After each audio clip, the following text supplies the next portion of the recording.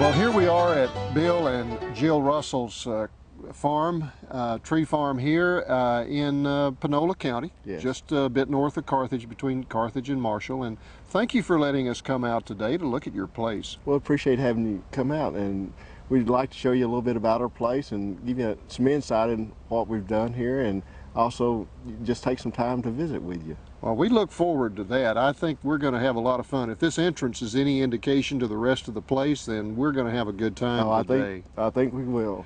I wanted to ask you, as we started out, how long have you all been in the tree farming business? Well, really, we began tree farming in 1989. That was when we first acquired our initial tract of land, and then the next year we bought another tract of land, and since then we've actually bought another tract, which has been the foundation of our tree farm. And so I'd say in really the late 1989 90s, we really got started in the tree farming, and since then we've learned quite a bit more and hopefully progressed since then. Well, by way of introduction, how many acres do you have in this tree farm? We currently have about 800 acres or so.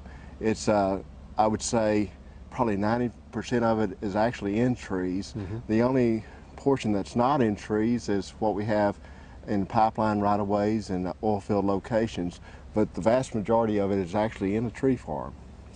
And you manage for a variety of things here. What sort of items do you manage for? Well, and initially we started out, of course, managing for trees, and going along with the management for trees, the wildlife is very important to me. I have a background in wildlife management, and we see that wildlife management and the management of trees, the habitat manipulation, are something that you can't do with one without the other. And because of that, we see that our overall aesthetic value of the forest has improved, as well as the things we've done with wildlife management. We have what I consider really a show place as far as wildlife management and the forestry. Good. I wanted to ask Jill. Now, Jill, I understand the first parcel of land here came through your family. Did you live on this land or near it? No, my parents acquired the property probably in the mid-70s, and we did live close to them, but we didn't really start acquiring our land until the end of the 1989. So. Do you have to somewhat oversee his wildlife activities out here during hunting season? There is no way that I could supervise Bill Russell's wildlife activities. Okay. Well, we won't go into any detail on that answer, but I do appreciate your candidness. You're welcome. Okay. Another question that I wanted to ask you while we're here is, why did you decide to go into tree farming? I know that there was some interest perhaps before on the part of Jill's parents, but, yes. But why did you do that? I think probably the initial was the outgrowth of Jill's dad and mom.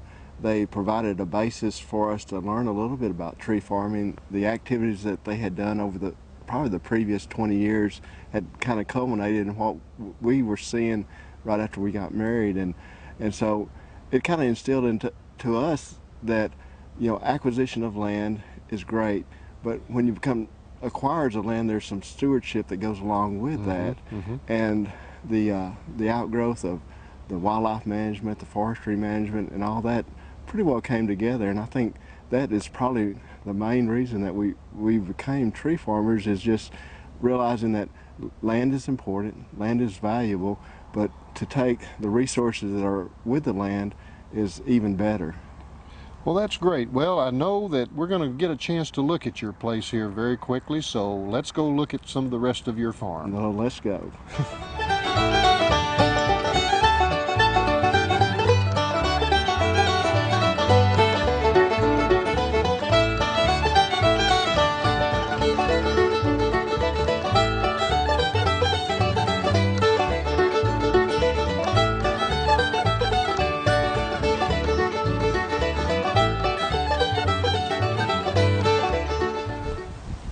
Well, Bill, one of the things we like to ask when we do these interviews is, what sort of benefits have you gotten out of your tree farming experience? Would you tell us about that a bit? Sure, I'd be glad to. One of the most important things as far as me personally is the wildlife management aspect of it. The property here, we've tried to do various things to try to improve wildlife management and improve the habitat. In the immediate area around us, we've done some thinning in the last 3 years, which has opened up and allowed more browse and more available food for the deer population in particular. Also, we've in about 5 years ago, we did a prescribed burn in here, which also benefited the wildlife. And as we're standing, we're in a little orchard that I planted 10 years ago of sawtooth oak. The sawtooth oak have just now started bearing acorns, and we're seeing the true benefits of the sawtooth. And of course, one of the things about sawtooth oak is that after 8 to 10 years, you start seeing some acorn fruit, and we've seen deer utilizing the acorns as well as some of the understory species that are below the sawtooth oak and in the adjacent tract to us. When we came up here on top of the hill, this mass production that you've got here now, I didn't see a deer stand. Is that going to change in the next year? Well, what we see is that we try to provide sanctuaries for our deer.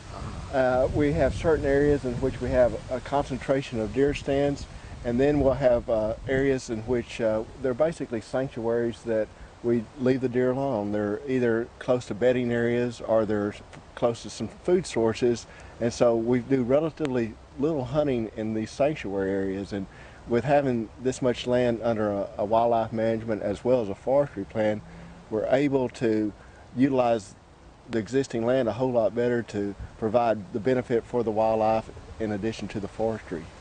Good.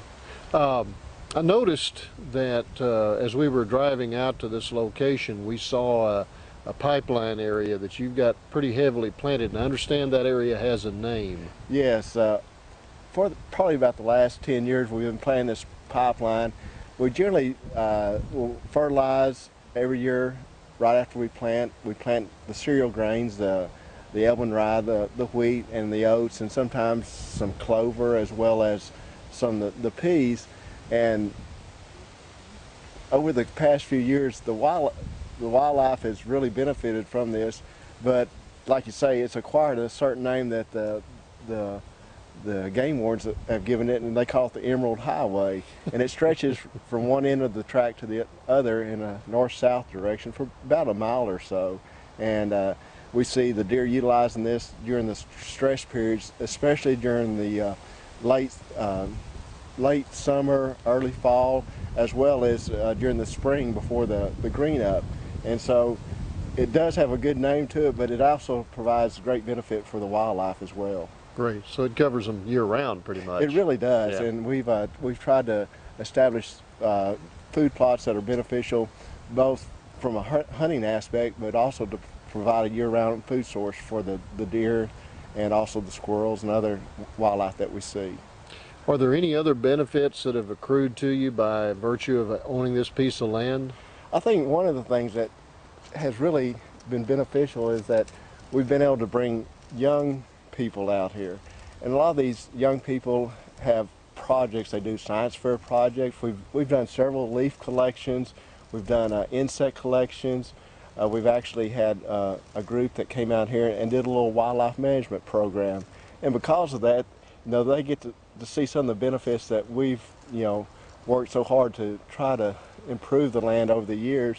But it provides them a place where that's readily accessible, and it gives them at least a small sense of pride in being able to complete their project and also have a good time at the same time. Well, that's great. It's good to always bring the youth into land management, isn't it? It really is. Yeah. I don't think you can start too early. And my daughters are 21 and 24, and they're just now getting to the age maturity level where they are appreciating the land a whole lot more than when they were teenagers. That's good. That's good. Okay, well, I think we need to go probably take a look at some more of your property. Well, You've got a lot to see here. Let's do that. All right. Thank you.